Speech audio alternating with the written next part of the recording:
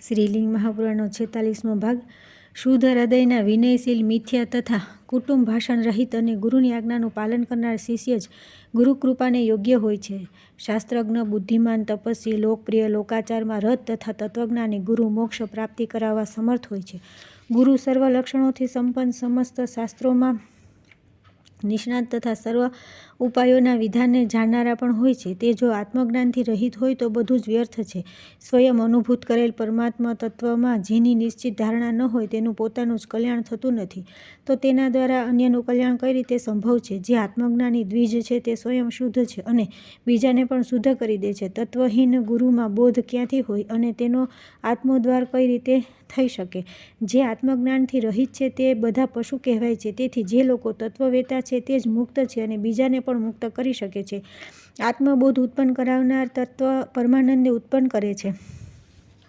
તે તત્વને જેણે જાણી લીધું છે તે જ પરમાનંદના દર્શન કરાવવા સમર્થ છે. નામ માત્રનો ગુરુ આવું કરી શકતો નથી. જે આત્મવિજ્ઞાન વિહીન છે તે બીજાને કદી તારી શકતો નથી. શું કોઈ શિલા બીજી શિલાને નદી પાર કરાવી શકે છે? જેમનું જ્ઞાન નામ માત્રનું છે તેમની મુક્તિ પણ નામ માત્રની થાય છે. યોગીઓના દર્શન, સ્પર્શ તથા ભાષણ માત્રથી બંધનનો નાશ કરનારો અનુગ્રહ શીઘ્ર જ થાય છે. અથવા ગુરુએ યોગ માર્ગથી શિષ્યના દેહમાં પ્રવેશ કરીને યોગ દ્વારા બધા તત્વોનું શોધન કરીને શિષ્યને જ્ઞાન પ્રદાન કરવું જોઈએ. યોગીઓના માટે જ્ઞાન યોગથી 3 ગુણોની શુદ્ધ નિશ્ચિત છે. ગુરુએ ધર્મને જાણનારા, ધર્મપરાયણ, વેદમાં પારંગત તથા સમસ્ત દોષોથી રહિત બ્રાહ્મણ, ક્ષત્રિય અથવા વૈશ્ય શિષ્યની યોગ્ય પરીક્ષા કરીને જ્ઞાન દ્વારા જ્ઞેયને જોઈને ગુરુ પરંપરાથી પ્રાપ્ત માર્ગ દ્વારા એક દીવાથી બીજા દીવાની જેમ વિધિપૂર્વક તેને બોધ આપવો જોઈએ. ભુવન, પદ, વર્ણ, માત્રા તથા કલાધ્વર નામક એ તત્વ સર્વસંમત તથા ઉત્તમ છે. હે મહાભાગ, સનતકુમાર, ગુરુની આજ્ઞા માત્રના પ્રભાવથી જે શિષ્યની આ તત્વની સંસાર તરફની આસક્તિ દૂર થઈ જાય છે તે જ શિષ્યને ગુરુ કારણ્ય, સમુત્પન્ન, સિદ્ધિ અને મુક્તિ મળી જાય છે. પૃથ્વી, જળ, તેજ, વાયુ, આકાશ એ પંચ મહાભૂત ભુવન કહેવાય છે અથવા આમનો સમાવેશ ભુવનમાં થાય છે. શબ્દ, સ્પર્શ, રૂપ, રસ, ગંધ એ તેમના સ્વભાવથી પદ કહેવાય છે. હે વિપ્ર, શ્રોત, ત્વચા, નેત્ર, જીહ્વા, ઘ્રાણ એ 5 જ્ઞાનેન્દ્રિયોને વર્ણ નામે કહી છે. વાણી, હાથ, પગ, ગુદા અને ઉપસ્થ આ 5 કર્મેન્દ્રિયો માત્ર સંલગ્ન છે. મન, બુદ્ધિ, ચિત્ત, અહંકાર આ અંતઃકરણ ચતુષ્ટયને કાલાધ્વર કહ્યું છે. માનવીય આનંદથી લઈને બ્રહ્માનંદ પર્યંત મનના અભાવની અવસ્થા શ્રેષ્ઠથી શ્રેષ્ઠતર છે તથા સર્વતત્વ પ્રકાશક ઈસત્વ આમનાથી પણ શ્રેષ્ઠ કહેવામાં આવ્યું છે. આ કલ્યાણ સ્વરૂપા તત્વશુદ્ધિને યોગ જ્ઞાનશૂન્ય પ્રાણી જાણતો નથી. ત્યાર પછી આવે છે 21મો અધ્યાય, શિવ દીક્ષા વિધિ વર્ણન તથા શિવાર્ચનનું મહાત્મ્ય. સૂતજી બોલ્યા કે ગંધ, વર્ણ, રસ વગેરેથી સારી રીતે ભૂમિની પરીક્ષા કરીને ઈશ્વરના આવાહન યોગ્ય તે સ્થાનને ચંદરવા વગેરેથી અલંકૃત કરીને ત્યાં 1 હાથ જેટલા માપનું મંડળ બનાવવું જોઈએ. તેની મધ્યમાં ચૂર્ણો દ્વારા પંચરત્ન સમન્વિત શ્વેત અથવા રક્તવર્ણ ગોળ અષ્ટદળ કમળની રચના કરવી જોઈએ. ત્યાર પછી તે કમળની કર્ણિકામાં પરિવાર સાથે યુક્ત અતિ શોભામય પરમ કારણ શિવનું આહ્વાન કરીને પોતાના સામર્થ્ય અનુસાર પૂર્ણ પ્રયત્નથી તેમનું પૂજન કરવું જોઈએ. હે મહામુનિ, કર્ણિકાના કમળદળોમાં અણિમા વગેરે 8 સિદ્ધિઓ સ્થિત હોવાનું બતાવ્યું છે. વૈરાગ્ય જ્ઞાનરૂપી તેની નાળ છે તથા ધર્મરૂપ તેનું મનોરમ મૂળ છે. વામા, જ્યેષ્ઠા, રૌદ્રી, કાલી, વિકર્ણી, બલવિકર્ણી, બલપ્રમથિની અને સર્વભૂતદમની ક્રમશઃ 8 શક્તિઓ કેસરોમાં સ્થિત છે તથા મહામાયા રૂપા મનોન્મની શિવાસન રૂપ કર્ણિકામાં વિરાજમાન છે. તે સ્થાનોમાં તેમનું ધ્યાન કરવું જોઈએ. વામદેવ વગેરે સાથે આ વામા વગેરે 8 શક્તિઓનું તથા મધ્યમાં દેવી મનાન્મનીની સાથે મનોન્મયી મહાદેવીની દાંપત્ય રૂપે પ્રતિષ્ઠા કરવી જોઈએ. સૂર્ય, ચંદ્ર, અગ્નિના સંબંધથી પ્રણવ નામક સૂર્યતુલ્ય પ્રભાવાળા શિવરૂપા તત્પુરુષનો કમળના પૂર્વપત્રમાં ન્યાસ કરવો જોઈએ. નીલાજન સટસ અઘોરનો દક્ષિણ પાત્રમાં, જપાકુસુમ સમાન વર્ણવાળા વામદેવ નામક શિવનો ઉત્તર પાત્રમાં, ગોદુગ્ધ જેવા ધવલ સંધ્યજાતનો પશ્ચિમ પત્રમાં અને શુદ્ધ સ્ફટિક સમાન કાંતિવાળા ઈશાનનો કમળની કર્ણિકામાં ન્યાસ કરવો જોઈએ. ચંદ્રમંડલ સંશયા હૃદયાય નમઃ આ મંત્રથી અગ્નિકોણના દળમાં, ધૂમ્રવર્ચસે શીર્ષે નમઃ આ મંત્રથી ઈશાનકોણના દળમાં, રક્તાભાય શિખાય નમઃ આ મંત્રથી નૈઋત્યકોણના દળમાં અને અગ્નભજાય કવચાય નમ આ મંત્રથી વાયવ્ય કોણના દળમાં ન્યાસ કરવો જોઈએ. અગ્નિશિખાભાએ અસ્ત્રાય નમ આ મંત્રથી ઉર્ધ્વ વગેરે દિશાઓમાં ન્યાસ કરવો જોઈએ. અને પિંગેભ્યો નેત્રેભ્યો નમ આ મંત્રથી ઈશાન દિશામાં ન્યાસ કરવો જોઈએ. ત્યાર પછી શિવ, સદાશિવ, દેવ, મહેશ્વર, રુદ્ર, વિષ્ણુ અને વિરિંચીની સૃષ્ટિના સર્જન, પાલન અને સંહારના ક્રમથી ભાવના કરવી જોઈએ. આ 5 મંત્રોથી ઈશાન રૂપ, મુગટ, તત્પુરુષ, મુખ, અઘોરૂપ, હૃદય, વામદેવ રૂપ, ગુહ્ય દેશ તથા સંધ્યોજાતય રૂપ, સંપૂર્ણ વિગ્રહવાળા સત અસતની અભિવ્યક્તિના કારણભૂત પુરાતન, પ્રસન્ન તથા આકાશ વગેરે પંચ મહાભૂતના વિગ્રહવાળા મહેશ્વર સદાશિવનું સ્મરણ કરવું જોઈએ, જે 5 મુખ તથા 10 ભુજાઓથી સુશોભિત અને 38 કળાઓવાળા છે. કલામય સંધ્યોજાતના 8 પ્રકારે વિભાગ કરીને, મહાપ્રભુ વામદેવના 13 ભેદોથી વિભાગ કરી, કલારૂપમાં સ્થિત અઘોરના 8 પ્રકારે વિભાગ કરીને, કલામય તત્પુરુષના 4 પ્રકારે વિભાગ કરી અને 5 મૂર્તિઓમાં વ્યવસ્થિત ઈશાનનો 5 પ્રકારે વિભાગ કરી તેમનું ધ્યાન કરવું જોઈએ.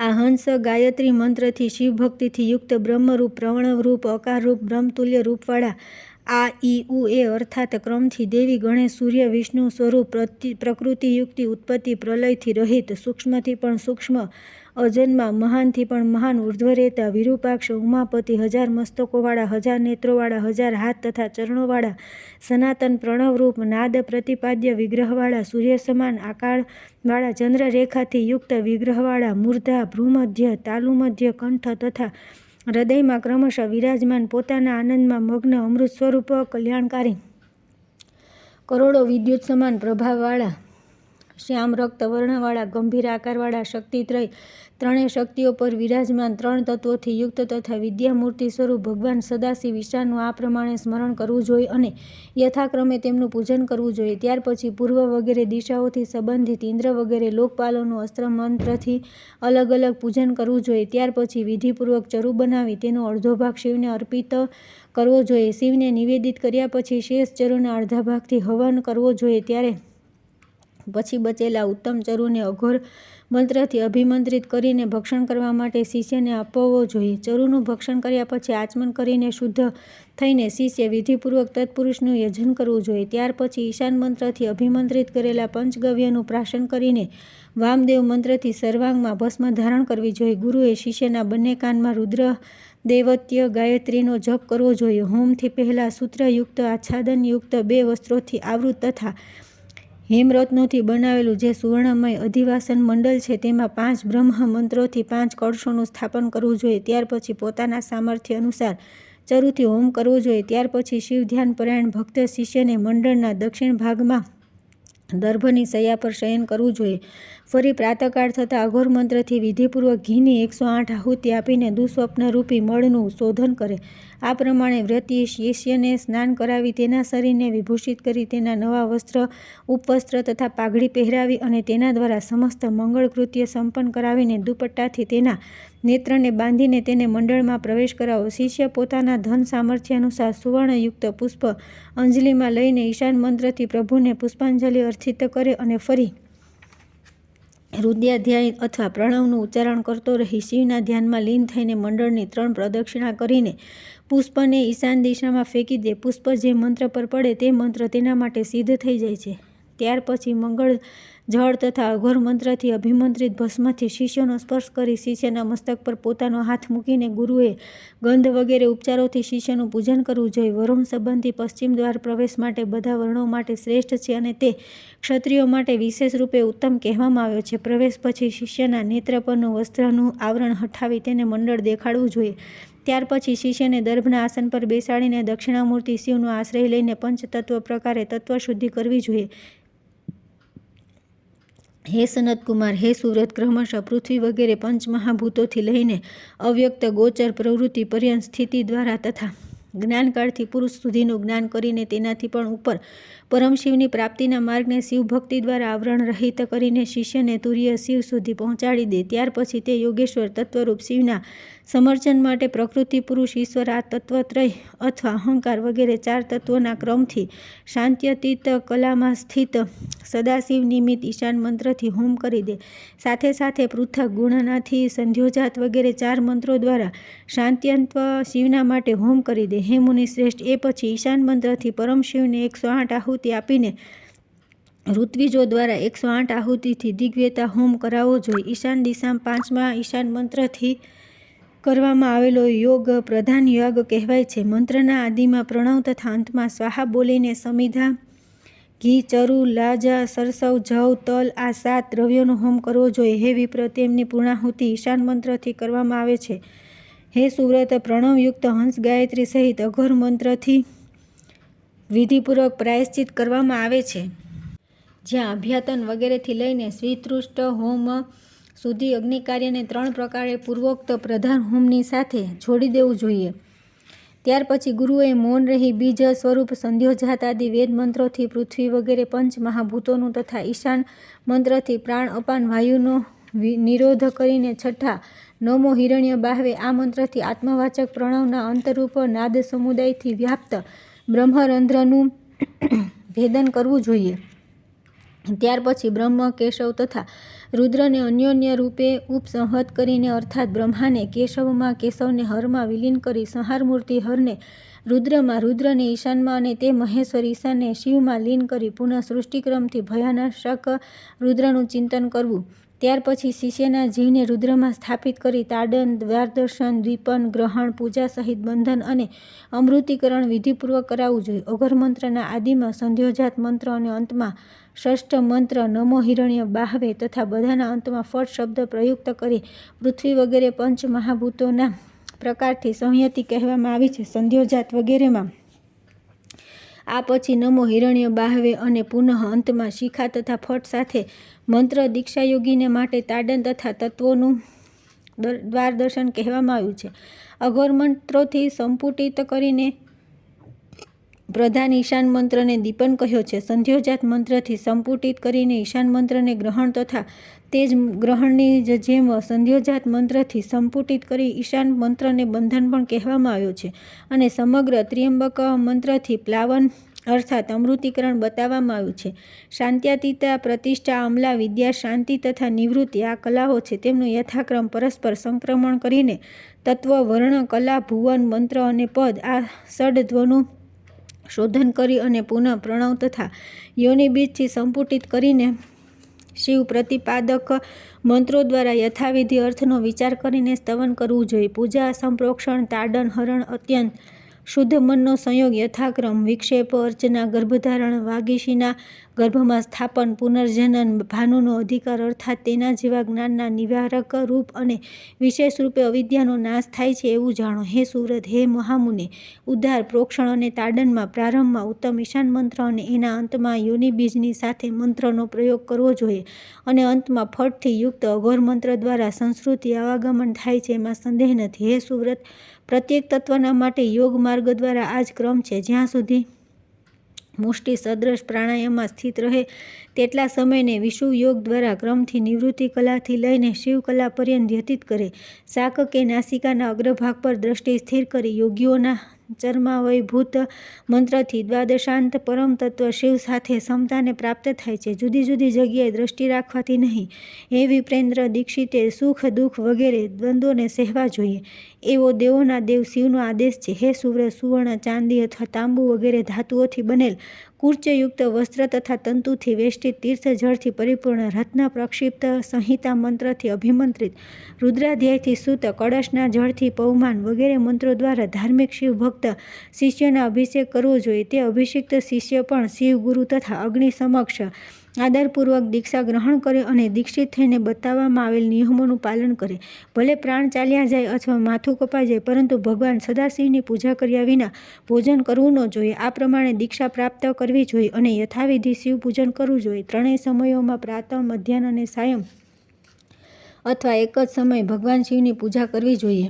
અગ્નિહોત્ર, સમસ્ત વેદ તથા પ્રચુર દક્ષિણાઓવાળા યજ્ઞ આ બધા શિવની અર્ચનાના કલાના અંશ બરાબર પણ નથી. જે એકવાર શિવનું અર્ચન કરી લે છે તે જાણે સદા યજ્ઞ કરે છે, સદા દાન આપે છે અને સદા વાયુભક્ષણથી તપસ્યા કરે છે. જે લોકો દરરોજ એકવાર, બે વાર અથવા ત્રણેય સમય મહાદેવનું પૂજન કરે છે તેઓ રુદ્રરૂપ જ છે એમાં સંદેહ નથી. જે રુદ્રરૂપ નથી તેણે રુદ્રની પૂજા કરવી ન જોઈએ અને જે રુદ્રરૂપ નથી તે રુદ્રને પ્રાપ્ત કરી શકતા નથી. આ પ્રમાણે મેં આપને સંક્ષેપની શિવની પૂજા માટે અધિકારી થવા તથા તેની વિધિનો ક્રમ કહી દીધો જે ધર્મ, અર્થ, કામ અને મોક્ષ પ્રદાન કરનારો છે. ત્યાર પછી આવે છે 22મો અધ્યાય શિવ દીક્ષા પ્રકરણમાં સૌર સ્નાન વિધિ તથા ભાસ્કરાચાર્યનું વર્ણન. શૈલાદી બોલ્યા કે હે સનતકુમાર, સૂર્ય સ્નાન, યાગ વગેરે કર્મ કરીને જ શિવ સ્નાન પછી ભસ્મ સ્નાન અને શિવાર્ચન કરવું જોઈએ. છઠ્ઠો મંત્ર ઓમ તપથી માટી લઈને ભક્તિપૂર્વક જમીન પર સ્થાપિત કરો. બીજો મંત્ર ઓમ ભૂવ થી જળથી અભ્યુક્ષણ કરીને, ત્રીજો મંત્ર ઓમ સ્વથી તેનું શોધન કરવું. ત્યારબાદ ચોથો મંત્ર ઓમ મહથી માટીના ભાગ કરવા અને પહેલો મંત્ર ઓમ ભૂથી શરીરના મળનું શોધન કરવું. ત્યારે છઠ્ઠો મંત્ર ઓમ તપથી સ્નાન કરી ફરી શેષ મૃતિકાને હાથમાં લઈને ઓમ ભૂવ વગેરે 4 મંત્રોથી તેના 3 ભાગ કરી પુનઃ મધ્ય ભાગના છઠ્ઠા મંત્રથી 7 વાર અભિમંત્રિત કરીને મૂળ મંત્રથી ડાબા હાથનો સ્પર્શ કરવો. 10 વાર છઠ્ઠા મંત્રના ઉચ્ચારણથી દિગ્બદ્ધ કરવું જોઈએ. ડાબા હાથથી તીર્થનો સ્પર્શ કરીને જમણા હાથથી શરીરમાં લેપન કરીને બધા મંત્રોથી પુનઃ સ્નાન કર્યા પછી સૂર્યનું સ્મરણ કરી શૃંગથી, પાંદડાના પડિયાથી અથવા પલાશના પાનથી સમસ્ત સિદ્ધિઓ પ્રદાન કરવાવાળા તથા મંગળકારી વિવિધ સૌર મંત્રોથી અભિષેક કરવો જોઈએ. હે સુવ્રતે, હવે હું બધા દેવ મંત્રોમાં સારસ્વત રૂપ સૂર્ય સંબંધી બાષ્કલ વગેરે તથા અંગ મંત્રોને સારી રીતે કહું છું. ઓમ ભૂહ, ઓમ ભુવ, ઓમ સ્વ, ઓમ મહ, ઓમ જનઃ, ઓમ તપઃ, ઓમ સત્યમ, ઓમ ઋતુમ, ઓમ બ્રહ્મ. આ નવાક્ષર મંત્ર બાષ્કલ મંત્ર કહેવાય છે. ભૂ વગેરે 7 લોક પ્રલય સુધી નષ્ટ થતા નથી, તેથી તેમને ઋતુ અક્ષર કહેવાય છે. સત્ય બ્રહ્મ અક્ષર નાશરહિત છે. આ પ્રમાણે પ્રાણવાદી નમઃ સુધી બાષ્કલ મંત્ર છે. ઓમ ભૂર્ભુવસ્વઃ તસ્તવિતુર્વરેણ્યમ ભર્ગો દેવસ્ય ધીમહિ ધિયો યો નઃ પ્રચોદયાત. ઓમ નમઃ સૂર્યાય ખખોલકાય નમઃ. આ મંત્ર પરમાત્મા સૂર્યનો મૂળ મંત્ર કહેવામાં આવ્યો છે. નવાક્ષર મંત્રથી તથા મૂળ મંત્રથી તેજોમુખ સૂર્યની પૂજા કરવી જોઈએ. હવે હું ક્રમશઃ અંગ મંત્ર બતાવી રહ્યો છું.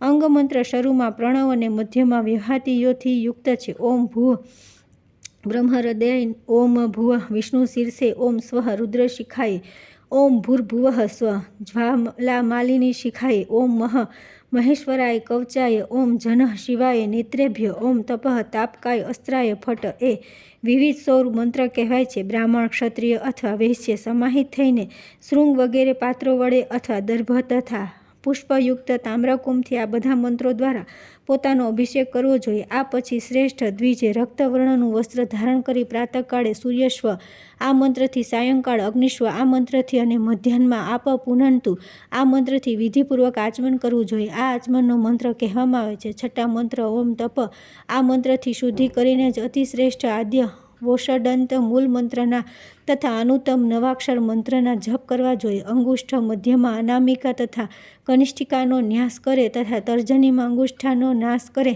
તથા કરતલ તથા કરપૃષ્ઠમાં ન્યાસ કરે. આ પ્રમાણે પવિત્ર દેહને અંગ મંત્રો દ્વારા નવાક્ષરમય કરીને હું સૂર્ય છું એવી ભાવના કરી યથાક્રમ આ મંત્રોથી તથા અપોહિષ્ટા વગેરે મંત્રો દ્વારા ડાબા હાથ પર સ્થિત ગંધ શ્વેત સરસવયુક્ત જળથી મૂળ તથા અગ્રભાગ સહિત 8 કુશાના કુર્ચથી પોતાના શરીર પર માર્જન કરીને બાકીનું જળ ડાબા નાકથી સૂંઘીને આપણા શરીરમાં શિવની ભાવના કરવી જોઈએ.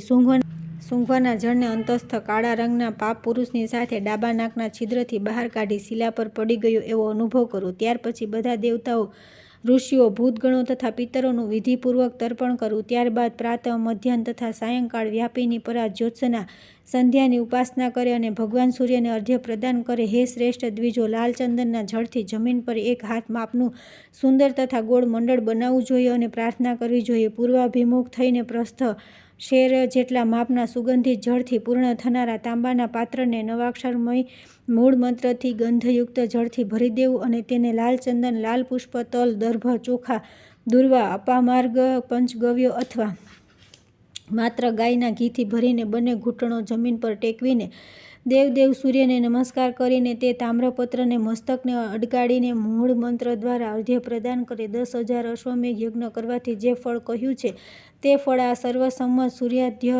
આપવાથી પ્રાપ્ત થાય છે. અર્ધ્ય પ્રદાન કરીને દેવોના દેવ ત્ર્યંબક શિવની ભક્તિપૂર્વક ઉપાસના કરવી જોઈએ અથવા સૂર્યનું પૂજન કરીને શિવ યજનના માટે ભસ્મ સ્નાન કરવું જોઈએ. શિવ પૂજા માટે પૂર્વની જેમ સૂર્ય સ્નાનની જેમ શિવ સ્નાન કરવું જોઈએ. એમાં માત્ર મંત્ર અલગ છે. સૂર્ય સ્નાન તથા શિવ સ્નાનથી પહેલાં દાતણ કરવું. તીર્થમાં સ્નાન કરીને વિઘ્નેશ્વર, ગણાશ, વરુણ તથા ગુરુની અર્ચના કરવી જોઈએ. ફરી તીર્થમાં પદ્માસનવાળી તીર્થની વિધિવત પૂજા કરવી જોઈએ. ત્યાર પછી તીર્થજળ લઈને ખડાઓ ધારણ કરીને જળ છાંટેલા પવિત્ર માર્ગથી પૂજા સ્થાનમાં પ્રવેશ કરીને આસન પર વિધિવત બેસી પહેલાંની જેમ કરન્યાસ તથા દેહન્યાસ કરવો જોઈએ. અર્ધ્ય સ્થાપન સંક્ષેરમાં આગળ આપવામાં આવ્યું છે. યોગીએ પદ્માસન વાળીને પ્રણામ કરવા જોઈએ. કમળ વગેરે રક્તપુષ્પોનો સંગ્રહ કરી પોતાના દક્ષિણ ભાગમાં મૂકીને વામ ભાગમાં જળપાત્ર સ્થાપિત કરીને સૂર્યની ભાવના કરવી. બધી કામનાઓની સિદ્ધિ માટે સૂર્યાર્ધ્ય વગેરેમાં તાંબાનું પાત્ર ઉપયોગી છે. અર્ધ્ય પાત્ર લઈને વિધિપૂર્વક તેનું પ્રક્ષાલન કરીને પૂર્વોક્ત જળની સાથે અર્ધ્ય દ્રવ્ય સમન્વિત અર્ધ્યને અસ્ત્રોદક મંત્રથી અન્ય જળપાત્રમાં પ્રદાન કરે. સંહિતા મંત્રથી અભિમંત્રિત કરી સંધ્યોજાત મંત્રથી પૂજન કરી ને ચતુર્થ મંત્રથી ઢાંકીને અર્ધ્ય જળ વિશેષરૂપે બધા દ્રવ્યોનું પ્રોક્ષણ કરી બધા દેવતાઓ દ્વારા નમસ્કૃત આદિત્ય દેવના આ પ્રમાણે જપ કરવા જોઈએ. ભગવાન સૂર્ય તેજ, ઉર્જા, બળ અને યશની વૃદ્ધિ કરે છે. આદિત્યો વે તેજ ઉર્જે બલમ યશો વિવર્ધતી વગેરે યજુર્વેદ શ્રુતિથી ભગવાન સૂર્યને નમસ્કાર કરી તેમને વિશાળ, સ્વચ્છ, શ્રેષ્ઠ, પ્રશસ્ત તથા અત્યંત સુખદાયક આસન પ્રદાન કરવું જોઈએ. આગ્નેય વગેરે ચારે ખૂણાઓમાં મધ્યથી અંત સુધીની મહજન તપ સત્યમ આ ચાર વ્યહાતિનો હૃદયમાં ન્યાસ કરવો જોઈએ. એ જ પ્રમાણે પૂર્વોક્ત અંગન્યાસ પણ કરવો જોઈએ. ત્યાર પછી બીજ, અંકુર, છિદ્ર સહિત નાલ, સૂત્ર, કંટકમય, દળ, શ્વેત, સ્વર્ણિમ તથા લાલ રંગના દલાગ્ર, કર્ણિકા, કેસરથી સમન્વિત તથા દીપ્તા વગેરે શક્તિઓથી યુક્ત કમળની ભાવના કરવી જોઈએ. કમળના આઠે દળોમાં દીપ્તા, સૂક્ષ્મા, જયા, ભદ્રા, વિભૂતિ, વિમલા, અઘોરા, વિકૃતા આ બધી શુભ 8 શક્તિઓ સૂર્ય તરફ મુખ કરીને બે હાથ જોડી અથવા હાથમાં કમળ ધારણ કરીને બધા આભૂષણોથી સજ્જ થઈને ક્રમ પ્રમાણે સ્થિત છે એવી ભાવના કરવી અને તેમની મધ્યમાં વરદાયિની ભગવતી ગાયત્રીને સ્થાપિત કરવા. ત્યાર પછી દેવીને તથા પરમેશ્વર ભાસ્કરને આવાહિત કરવા જોઈએ. ભગવાન ભાસ્કરને બાષ્કોલપ્ત નવાક્ષર મંત્રથી આવાહિત કરવા જોઈએ. આહ્વાન સમયે સંધિપાન આ જ મંત્રથી કરવામાં આવે છે. મહાત્મા ભાસ્કરને પદ્મ નામની મુદ્રા દેખાડવી જોઈએ. ત્યાર પછી મૂળ મંત્ર દ્વારા પૃથક પૃથક અર્ધ્ય, પાદ્ય તથા આચમન પ્રદાન કરવા જોઈએ. ત્યાર પછી બાષ્કલ મંત્રથી અર્ધ્ય સ્નાન પ્રદાન કરવાની સાથે વિધિ અનુસાર રક્તકમલ, રક્તપુષ્પ, રક્તચંદન, ધૂપ, દીપ, નૈવેદ્ય, મુખવાસ, ઇલાયચી, લવિંગ વગેરે, તાંબુલ આરતી વગેરે પ્રદાન કરવામાં આવે છે. ત્યાર પછી અગ્નિકોણ, ઈશાન કોણ, નૈઋત્ય કોણ, વાયવ્ય કોણ, પૂર્વ તથા પશ્ચિમ દિશામાં 6 પ્રકારનું યજન કરવામાં આવે છે. આદિમાં પ્રણવ તથા અંતમાં નમ લગાવી અંગમંત્રો દ્વારા નેત્ર પર્યંત તે અંગોની પૂજા કરીને પોતાના હૃદય કમળમાં ન્યાસ કરી તેમના પ્રતિબિંબનું ધ્યાન કરવું જોઈએ. તેમના હૃદય વગેરે બધા અંગ વિદ્યુત સમાન કાંતિવાળા તથા શાંત છે. તેમનું અસ્ત્ર રૌદ્ર છે. મોટી દાઢોના કારણે તેમનું મુખ વિકરાળ છે. તે ભયંકર 8 મૂર્તિઓથી યુક્ત છે. તેમના જમણા હાથમાં વરમુદ્રા તથા ડાબા હાથમાં કમળ છે. સમસ્ત આભૂષણોથી સુશોભિત રક્તવર્ણની માળા તથા રક્ત અનુલેપથી યુક્ત તથા રક્તવસ્ત્ર ધારણ કરેલી તેમની બધી મૂર્તિઓ તેમની સાથે વિરાજમાન છે. મંડળ સહિત તે મહાદેવ સિંદૂર જેવા અરુણ વિગ્રહવાળા છે. હાથમાં કમળ ધારણ કરેલું છે. અમૃતમય મુખમંડળ છે. 2 હાથ તથા 2 નેત્રોથી સંપન્ન છે. લાલ આભૂષણો ધારણ કરેલા છે તથા લાલ વર્ણની માળા તથા અનુલેપથી સુશોભિત છે. આ પ્રકારનું રૂપ ધારણ કરેલા ભુવનેશ્વર ભાસ્કરનું ધ્યાન કરવું જોઈએ. કમળના બાહ્ય ભાગમાં બધી બાજુ મંડળોમાં શુભ ચંદ્ર, મંગળ, બુધ, બુદ્ધિમાનોના શ્રેષ્ઠ બૃહસ્પતિ, મહાન બુદ્ધવાળા રુદ્રપુત્ર શુક્ર, શનેશ્વર, રાહુ તથા ધૂમ્ર વર્ણના કેતુનું પૂજન કરવું જોઈએ. બધા જ ગ્રહો 2 નેત્ર અને 2 ભુજાવાળા છે. રાહુ માત્ર મસ્તકવાળો છે. તે ખુલ્લા મુખવાળો તથા વાંકી ભ્રુકુટી અને ટેકી દ્રષ્ટિવાળો છે. શનેશ્વરે ભયંકર દાંતોવાળા મુખથી યુક્ત તથા હાથમાં વરદ અને અભય મુદ્રા ધારણ કરેલી છે.